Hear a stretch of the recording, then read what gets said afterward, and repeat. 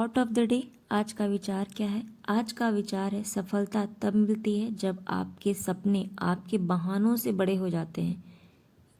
कहने का अर्थ ये है कि बहाने मत बनाइए, सपने अपने आप पूरे हो जाएंगे, उसे दिल से पूरा करने की कोशिश कीजिए। और थैंक यू उस एस्पिरेंट के लिए, उन सभी एस्पिरेंट के लिए जिन्होंने सही उत्तर दिया था कल। थैंक यू कुमकुम और थैंक यू साहिब जी। साहिब, आप लोग को बहुत बहुत शुक्रिया। गुड मॉर्निंग एस्पिरेंट, स्वागत है आपका फोकस ऑन एजुकेशन में। मैं एजुकेटर आप सबके लिए इंपॉर्टेंट फैक्ट्स लेकर आई हूँ जो कि आपके कॉम्पिटिटिव एग्जाम में हेल्प करेगा। क्या कुछ एक खास नज़र डालते हैं, दिन की शुरुआत इसी प्यारे से थॉट के साथ करते हैं। आज 28 दिसंबर 2020 है और फर्स्ट पॉइंट क्या है? फर्स्ट पॉइंट है OPPO यानी ओप्पो ने भारत में पहली 5G इनोवेशन लैब कहाँ पर स्थापित कर रहा है? तो ये कहाँ पे कर रहा है? हैदराबाद में। इम्पॉर्टेंट है। और हैदराबाद को और किस नाम से जाना जा रहा है? तो वैक्सीन सिटी के नाम से भी इसे जाना जाता है। ठीक है, चलिए नेक्स्ट पॉइंट को देखिए, वो क्या है? ये है एक्सपेरिमेंटल म्यूजियम ऐप। क्या नाम है उसका? क्लोब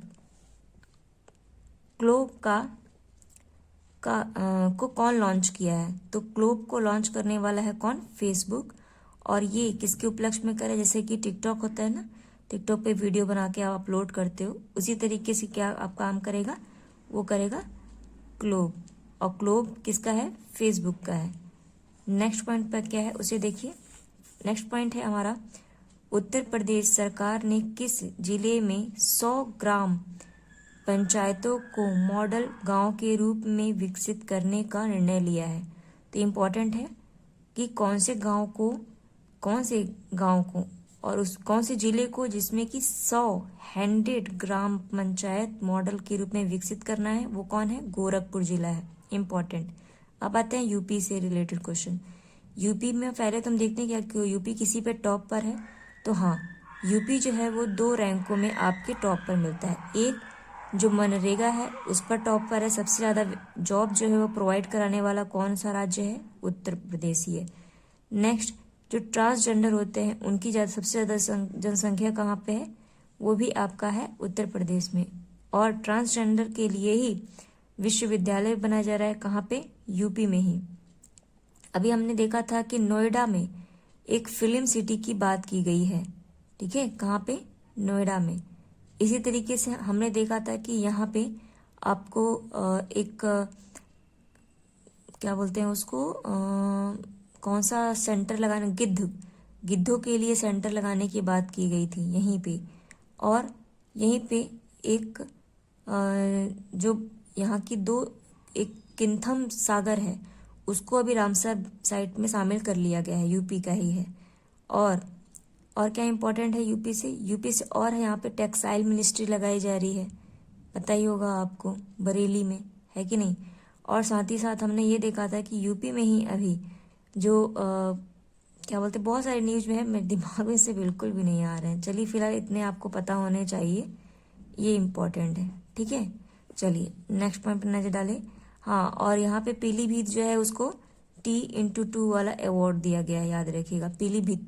जो पीलीभीत है वो कहाँ पर है? यूपी में ही है। और ये एक टाइगर रिजर्व है। ठीक है, वाइल्ड टाइगर रिजर्व पार्क है। और T x2 क्या है? ये भी टाइगर की जनसंख्या को दुगनी करना है, इसीलिए इसको T x2 कहा गया है। चलिए नेक्स्ट पॉइंट पर नजर डालें, वो क्या है?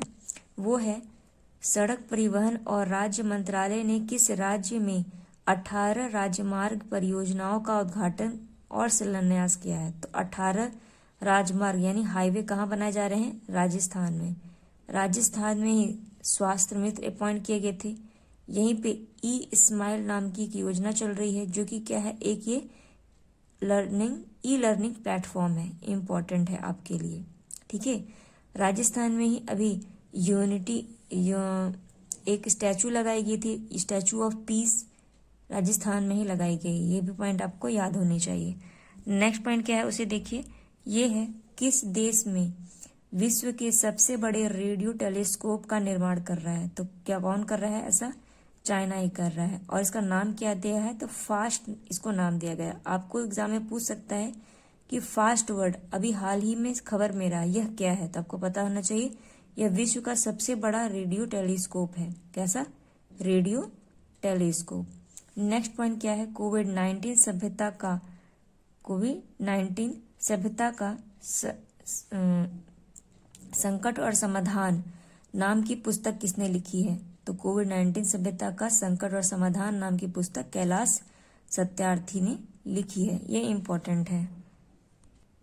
नेक्स्ट पॉइंट क्या है, किस देश में स्थित रेडियो दूरबीन ने सौरमंडल के बाहर से पहली बार रेडियो संकेत को पता लगाया? तो पहली बार रेडियो संकेत का पता लगाने वाला जो रेडियो दूरबीन है वो कहाँ पर है, किस देश में? नीदरलैंड में। अभी मैंने नीदरलैंड को आपको प्रीवियस वीडियो में समझाया था और आपसे पूछा था कि नीदरलैंड की कैपिटल क्या है। कुछ लोगों ने बहुत सही जवाब दिया, थैंक यू फॉर। इसी तरीके से आप जवाब देते रहिए। इसका आपको अगर पूछा जाए कि इसका उत्तर क्या है तो एम्स्टरडैम इसका उत्तर है। क्या है? एम्स्टरडैम इसका उत्तर है।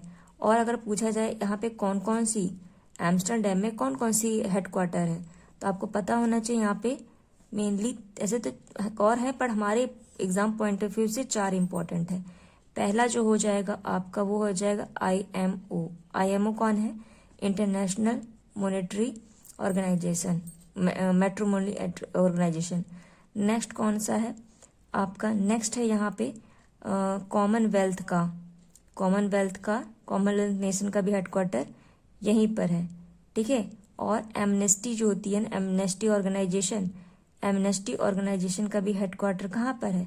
यहीं पर है, एम्स्टरडैम में ही। और आपका इंटरनेशनल एग काउंसिल भी कहाँ पर है? तो एग काउंसिल का भी हेडक्वार्टर एम्स्टरडैम में है। तो इतने याद रखिएगा। चलिए नेक्स्ट देखें क्या है। भारत ने आत्मनिर्भर भारत अभियान के लिए किस बैंक के साथ $1 अरब का ऋण देने की बात की है? तो किसके साथ किया है? National development bank. अगर नेशनल डेवलपमेंट बैंक से क्वेश्चन पूछा जाए आपसे तो आप क्या बताओगे? नेशनल डेवलपमेंट बैंक का हेडक्वार्टर कहाँ पे है? तो ये कहाँ पर है? ये है संघाई में, ठीक है, संघाई चाइना में। और इसको बनाया कब गया, मतलब ये किसका है? तो ये ब्रिक्स के द्वारा इसको बनाया गया था। और इसको बना के कब तैयार किया गया? तो ये 2014 में बन गया था, लेकिन 15 में ये फोर्स में आया था। और अगर आपसे इसके प्रेसिडेंट पूछे तो आपका मार्कस अंकल इसके प्रेसिडेंट है, ठीक है। इसी तरीके से हमने देखा अभी भारत गवर्नमेंट ने ही वर्ल्ड बैंक के साथ भी security and green national highway, ठीक है, उसके लिए भी समझौता किया है। अगर आपसे वर्ल्ड बैंक का अगर आपसे पूछे कि इसका हेडक्वार्टर कहाँ है तो आपको पता होना चाहिए इसका हेडक्वार्टर वॉशिंगटन DC में है। अगर इसके प्रेसिडेंट का नाम पूछे तो क्या है? डेविड मालपास इसके प्रेसिडेंट हैं। आपको ये बात भी पता होनी चाहिए। और साथ ही साथ अगर पूछे इसकी इस्टेब्लिशमेंट कब हुई थी तो इसकी इस्टेब्लिशमेंट जुलाई में हुई थी। वो भी कब? 1944 में हुई थी। और इसे किस नाम से जाना जाता है? तो इसे ब्रिडन वुड के नाम से इसे जाना जाता है। अब आते हैं ADB। इसी तरीके से ADB के साथ भी यानी एशियन डेवलपमेंट बैंक के साथ भी भारत ने MOU पे हस्ताक्षर किया है। किसके लिए? हाइड्रो पावर प्रोजेक्ट के लिए, जो कि कहाँ पे बनाया जा रहा है? असम में। और इसी तरीके से त्रिपुरा को डेवलप करने के लिए भी ADB ने अपना वो किया है। अगर ADB से पूछे ADB कब बनाया गया था तो ये बनाया गया था दिसंबर 1966 में। इसका अगर हेडक्वार्टर पूछेगा तो कहाँ पे बताइएगा? मनीला, फिलीपींस में, ठीक है। और इसके अगर प्रेसिडेंट पूछेगा तो कौन है? आसाकावा अंकल है। कौन है? आसाकावा, ठीक है। इतना पॉइंट याद रखिएगा। चलिए नेक्स्ट पॉइंट देखिए, वो क्या है। किस देश ने लगातार 9वीं बार अपनी रक्षा बजट को बढ़ाया है? तो अभी बजट आया है जापान का, तो जापान ने अपने 9वीं बार अपने बजट को बढ़ा दिया। और जापान ने ये भी कहा है कि ये 2030 तक क्या करेंगे? जो हरित व्यापार योजना है ना उसको बढ़ावा देंगे, ठीक है। और अब आते हैं हम जापान के बारे में। मैंने अपने काफ़ी प्रीवियस वीडियो में आपके यहाँ के जो लैंड होते हैं, जो लैंड है उत्तर से दक्षिण की ओर मैंने क्रम में लगाने की कहा था। तो ये 5 प्रमुख लैंड है। पहला कौन है? पहला है होकाइडो, याद रखिएगा ये होकाइडो है। फिर कौन है? उसके नीचे है होन्शु, ये याद रखिएगा होन्शु। फिर कौन सा है? आपका सी कोकू है, ठीक है। फिर उसके बाद क्या है, क्यूसू, ठीक है। और एक लास्ट पे कौन सा है, वो है ओकिनावा, ओकिनावा। इतने याद रखिए। यहाँ की अगर डाइट, जो डाइट होती है ना, यानी डाइट कौन है, यहाँ की लेजिस्लेटिव बॉडी है। अगर यहाँ की प्रेस पीएम पूछेंगे तो वो कौन है, वो है अभी सुगा अंकल जी, ठीक है। ये किसकी जगह आए हैं, तो ये शिंजो आबे जी की जगह आए हैं, इंपॉर्टेंट है, ठीक है। चलिए नेक्स्ट पॉइंट पर नजर डाले, वो क्या है, ये है किसने 2020 का BC sports personality of the year award जीता है, तो वो कौन है, लुइस हैमिल्टन, ठीक है। नेक्स्ट कौन है, एक चक्रवात आया, उसका नाम क्या है, चक्रवात याशा। क्या नाम है, याशा। जो याशा चक्रवात है वो किस देश में आया है, तो ये फिजी जो है ना, फिजी एक जगह है, वहां पर ये आया है। नेक्स्ट पॉइंट क्या है, देखिए ये है कितने राज्यों में ट्राइब इंडिया आउटलेट को विकसित करने की या स्थापित करने की बात की जा रही है, तो ये 2 जगह किया जाएगा। एक किया जाएगा कोलकाता में, एक किया जाएगा ग्वालियर में। कोलकाता कहाँ पर है, तो वेस्ट बंगाल, और अगर आप ग्वालियर पूछेगा तो एमपी, ठीक है। अगर स्टेट पूछेगा तो ऐसे बताइएगा, अगर स्टेट के अंदर पूछेगा तो आप ऐसे बता दीजिएगा, ठीक है। और अगर आपसे पूछे कि ट्राइबल मिनिस्ट्री अभी किसके पास है, तो अर्जुन मुंडा जी के पास है। आपको ये पॉइंट भी याद होने चाहिए। चलिए अभी हम देखे थे कि एफडीआई के बारे में जरा जान ले। एफडीआई क्या होती है, एफडीआई होती है फॉरेन डायरेक्ट इन्वेस्टमेंट, ठीक है।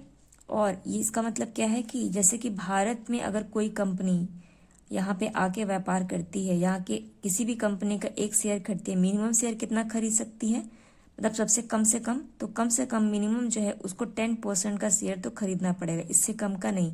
और ज़्यादा से ज़्यादा वो पूरा का पूरा भी खरीद सकती हैं, इसमें इसकी मतलब लिमिटेशन नहीं है वो कितना खरीदें, बट हाँ मिनिमम का है 10%। यहाँ पे आके खरीद सकती है और अपना शेयर खरीद के अपना व्यापार कर सकती है।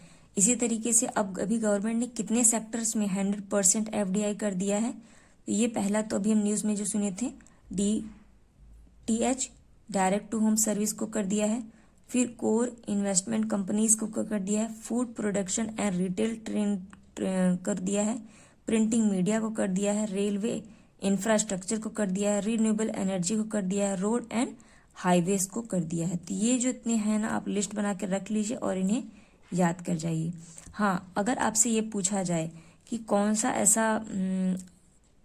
ऐसा देश है जो जिससे कि हमको सबसे ज़्यादा एफडीआई मिलता है, यानी कौन से ऐसी देश है जो कि इंडिया में आके सबसे ज़्यादा अपना शेयर कर रही है अभी रिसेंटली, तो वो कौन है, सिंगापुर। सिंगापुर से काफ़ी ये चीज़ें आ रही हैं। तो ये थे कुछ important point aspirant. I hope आपको पसंद आया होगा। इसे लाइक कीजिए, कमेंट कीजिए, शेयर कीजिए। Thank you aspirant.